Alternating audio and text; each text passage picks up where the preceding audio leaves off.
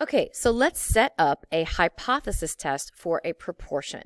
Now, I'm going to base some of these ideas as we're building this vocabulary off of the example from if Joy can smell Parkinson's disease. So if you didn't watch the first video or if you haven't read through those notes, make sure you read through the first page and you kind of watch that video first so you have an idea of what we're talking about. Okay, so the basic idea of a hypothesis test is this. We're going to start off with the null hypothesis, which is a claim about P, the proportion, that is assumed to be true unless we can prove otherwise. So this is always going to be an equality. So it's always going to have that equality in the equation. Okay, so for example, oh look, there's my signature. Let me do this. For Joy's problem, our claim was that P equaled 50%. Okay, so that was our claim in this problem. And then if I'm talking about a claim for the alternate hypothesis, this is going to be an inequality every time. So we're not going to put any form of equality in this. So in that case, that was P greater than 50%. Okay, then we're going to take a sample, and from that sample, we're going to compute the P hat. So from our sample here, P hat, that was the 11 out of 12, which is about 91-ish%.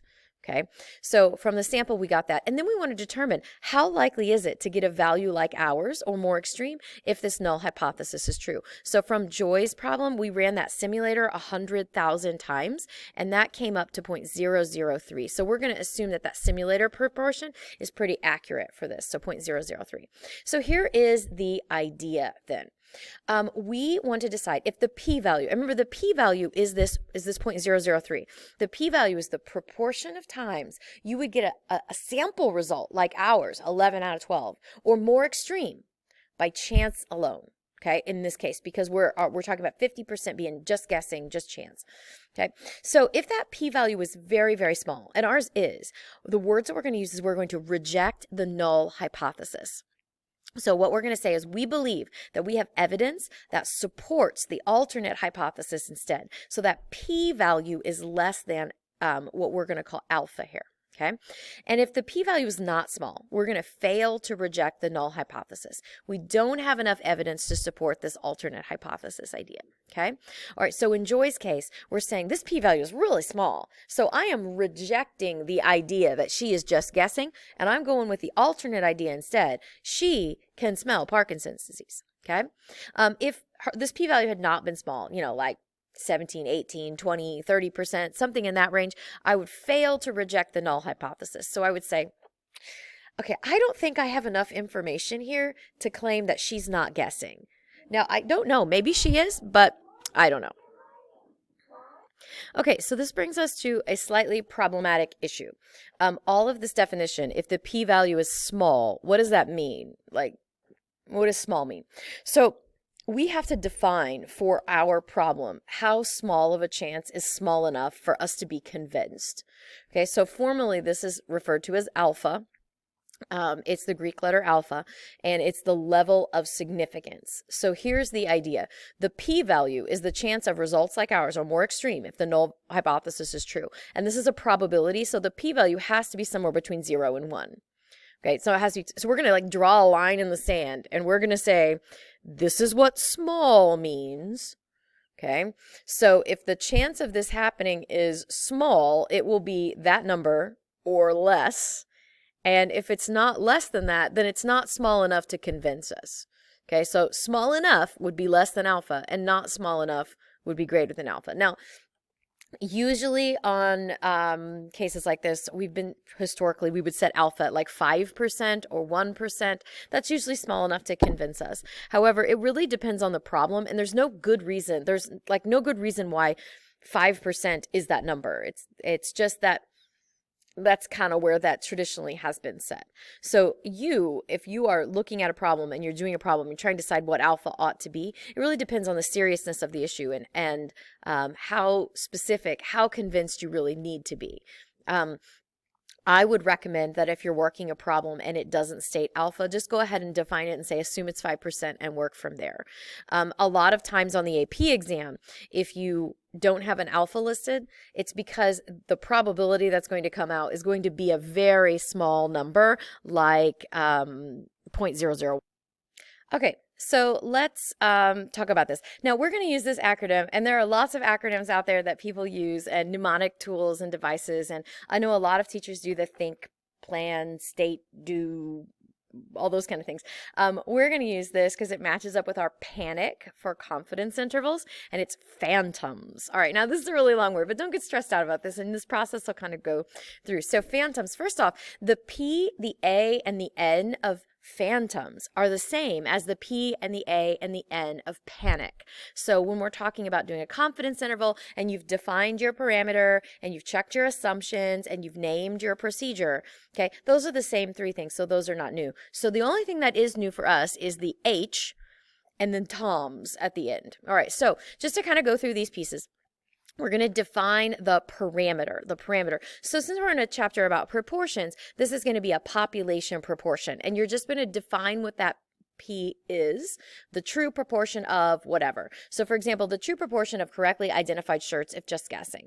Now, after I made these notes, I kind of thought about this a little. One thing you want to be careful is that this is supposed to be a population proportion. So the tense of your verb always needs to indicate we've got like a future tense or a present tense. You don't want to ever do a past tense here. So maybe a better phrasing of this would be the proportion of shirts that would be correctly identified in the population, if Joy had a chance to go out there and do that. So kind of always think about that in the future. That so like there's one on the homework that's going to be like, the proportion of employers who would say that they've checked the Facebook pages of their employees.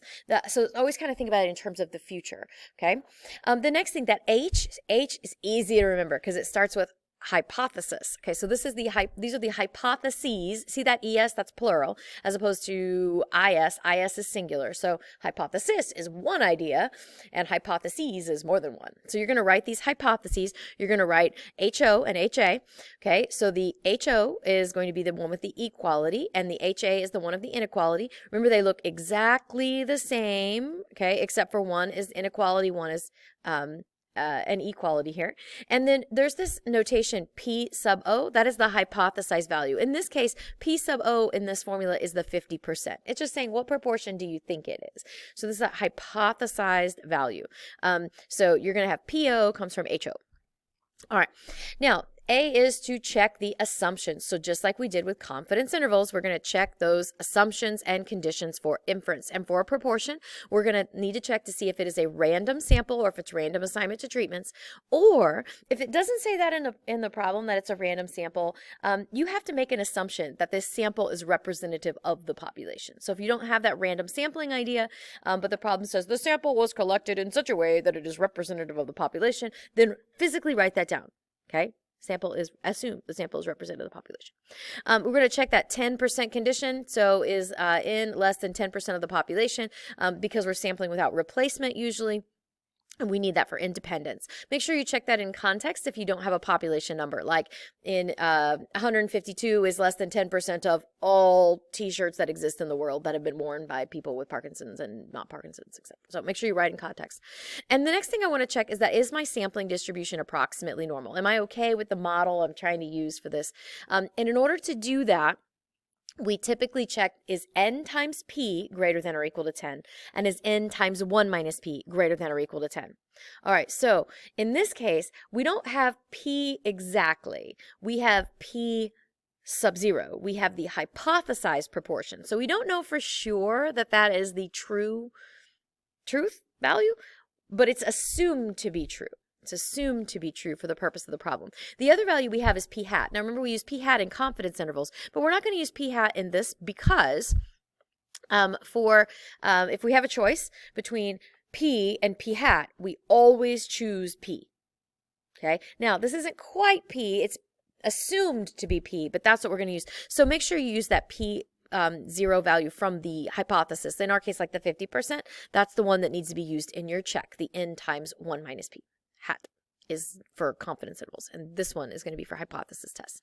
Okay, we are going to call this a one sample z-test for proportions, and you should probably go ahead and say for population proportion, for a population proportion. One sample z-test for a population proportion. All right.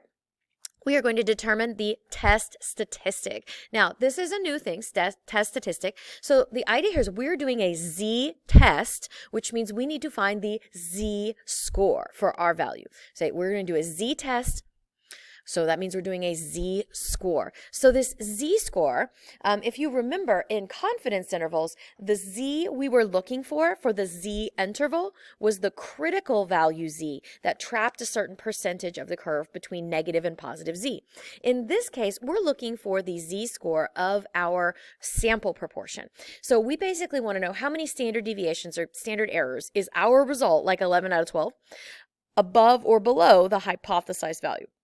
All right, so on your formula sheet for AP statistics, it says standardized test statistic minus parameter divided by standard error of the statistic. So if a formula for Z-score then, if we're talking about a proportion, the sample proportion is a p hat. The population parameter would be p. And the standard error, that's that standard deviation formula. We've got p times 1 minus p over n. Since we know what that assumed value p is, we're going to use that in there. So again, if you have a choice between p and p hat, always pick p. Okay. Now, you really need to know how to use this formula for the multiple choice, but quite honestly, when we get to free response questions, we're just going to read this value off of the calculator input to save time. So you need to understand how this formula works and to be able to sub in there for that. So for example, for Joy's result, the null hypothesis was 50%, and our sample result was 11 out of 12, which is about 0.917. Okay, so I would say the statistic comes from the sample, 0.917, minus the parameter is what's true about the population, 50%, put that in there, divided by the standard error of the statistic. So we're talking about the standard deviation of a sample proportion, for that sampling distribution of a sample proportion, which is p times 1 minus p over n. And sometimes we say standard error because we're not really sure it's correct. Okay, but if I had to pick between these two, since I'm assuming that p is the truth, I'm going to put that one in there instead of p hat.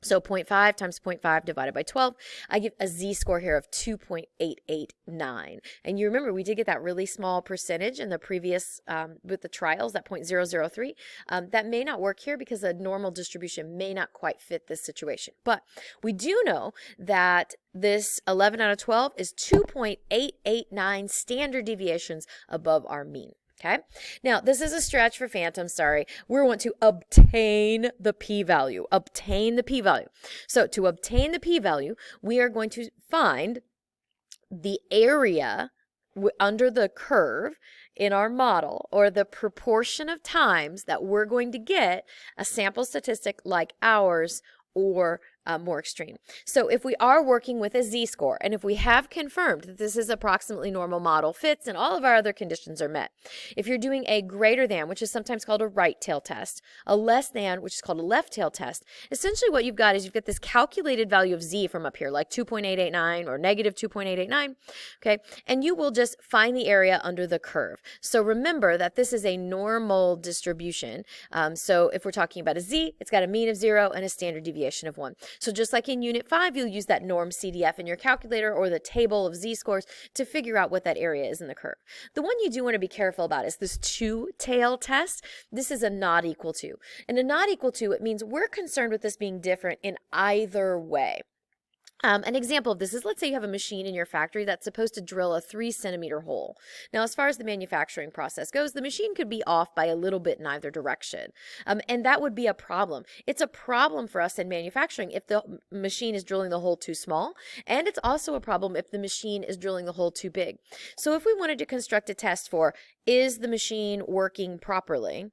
Okay, our null hypothesis would be it's working properly and the hole is 3 centimeters.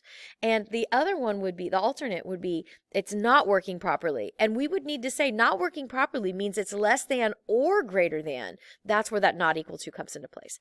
So to find that p-value, you're going to calculate your test statistics. So for example, let's say we did get 2.889.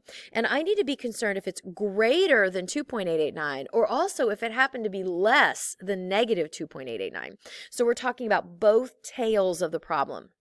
So your p-value is going to be the sum of the area and the two tails. Most of the time when I do this, I just find the area of the one to the left.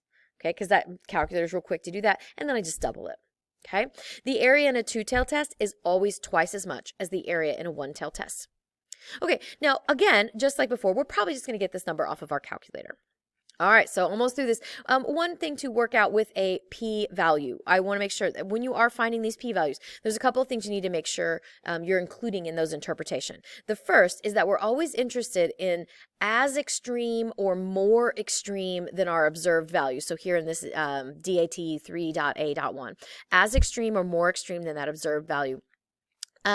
The interpretation of the p-value also needs to include this idea that assuming that this probability model and null hypothesis are true, assuming that that null hypothesis is true needs to be part of that. So we need to always start off by saying, assuming that p is this or whatever, this is the probability of getting a result like ours. That's always based on that assumption from the beginning, from that null hypothesis. Okay, now we are ready to make a decision. So to kind of get your brain on the way this works, think about a court of law. Okay, the defendant is assumed innocent until proven guilty. So your null hypothesis is innocent, and you're trying to find evidence for guilt.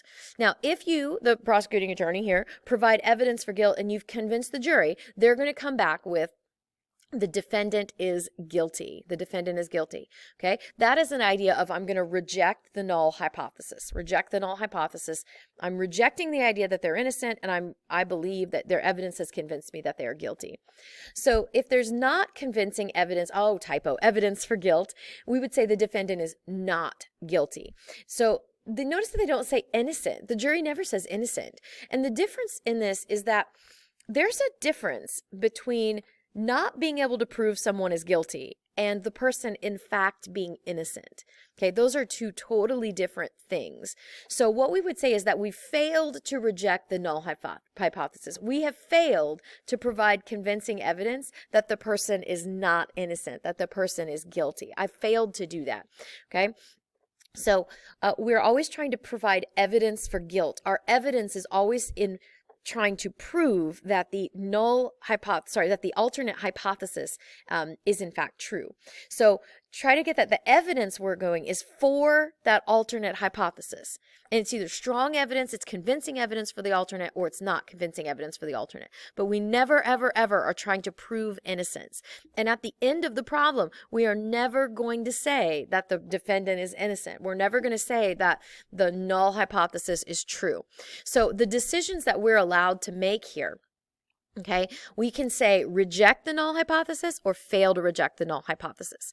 So if the p-value is really small, we're going to say reject the null hypothesis. If the p-value is not very small, if it's greater than alpha, we're going to fail to reject the null hypothesis. But we will never, ever, ever, ever, ever say accept the null hypothesis. That's like saying innocent. And I know they do this in AP Bio, and that's how they're taught to do it, but they're wrong. Okay, so we're going to do it our way, okay, but we're never going to say accept, okay? So here's the idea. If you get a p-value that's really small chance of this happening if the null hypothesis is true, that's like, wow, we have a highly unusual result if the null hypothesis is true. That makes us think that the null hypothesis is false. So we're going to reject it in favor of the alternate hypothesis. We're going to go with that alternate idea instead. We're going to say we have convincing evidence that the null hypothesis is true. So this is like saying, wow, 0.003, it's highly unusual to get an 11 out of 12 correct if she's just guessing. This makes me think that she's not just guessing. So I'm going to reject the idea that she's guessing. And I'm convinced that she can smell Parkinson's disease. Okay, the p-value is not very small. That's like that sexual discrimination problem from the beginning of the year. So that was like a 17% chance or something like that. So our sample evidence shows that it's not that unusual. 17%, not that unusual for them to fire 5 out of the 10 employees, for those to be women. Wasn't that unusual if they really did just put everybody's name in a hat and draw them out randomly. This evidence we have doesn't suggest that they didn't do that. They could have, but the evidence isn't strong enough to convince us that they did that. So I'm going to fail to reject the null hypothesis. I'm going to fail to say, nope, they didn't do that. I don't have convincing evidence that they intentionally overfired women in that problem. Okay, so be careful about those decisions. And then at the end, we are going to state our conclusion in context. So there's two statements we're going to make. The first is, what are we going to do about the null hypothesis? And the other is, so what does that really mean about the alternate hypothesis we were trying to find evidence for? All right, so we're going to start off. And if I reject the null, if I've decided that's the decision I'm going to make, I'm going to say, since the p-value is less than alpha, I reject the null hypothesis. There's two pieces of information there you need: the linkage to the p-value and the decision. Okay, I made this decision because of this probability and this p-value and this this alpha level. Okay, then I would say there is convincing evidence to show that the alternate hypothesis is in context. So I would say basically there's convincing evidence to show that Joy can smell Parkinson's disease and that P is greater than 50%. Okay. Now, if you've decided to fail to reject the null hypothesis, you'll have a sentence that says, since the p-value is greater than alpha, I fail to reject the null hypothesis. Linkage to the p-value, correct decision. Then you're going to make this third sentence that's kind of like the so what. So if I'm failing to reject the null hypothesis, that means there is not convincing evidence to show that Joy can smell Parkinson's disease. Okay, so you're going to write that alternate hypothesis in context. All right, so in the next video, I'm going to work through 3 examples of going through this phantoms process. So if you want to, go over to that video and look to see how those are computed.